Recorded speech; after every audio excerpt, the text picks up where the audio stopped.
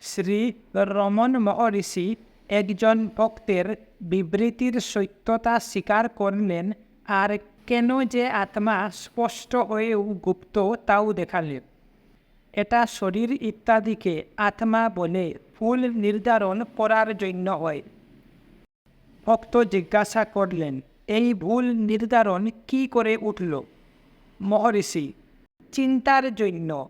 যদি চিন্তাগুলোকে থামানো যায় তবে প্রকৃত আত্মা স্বতই প্রকাশিত হবে।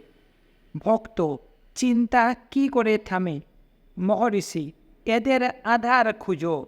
সবগুলোই এক আমি চিন্তাতে গাঁথা আছে। এটাকে দমন করো, অন্য সবগুলো থেমে যাবে। অধিকন্তু আত্মা ছাড়া অন্য কিছু জেনে লাভ নাই।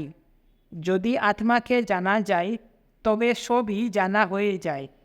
সে কারণে আত্মজ্ঞান লাভই মানুষের মুখ্য ও একমাত্র কর্তব্য। ভক্ত, আমি চিন্তাকে কি করে দমন করা যায়? মহর্ষি, যদি এর উৎস খোঁজা যায় তবে এটা আর উঠে না। এ রূপে এটা অবদমিত হয়। ভক্ত, কোথায় ও কিভাবে একে পাওয়া যাবে? মহর্ষি, বাস্তবিক পক্ষে যে চেতনার দ্বারা লোকে সব কাজ করে এটা তাই।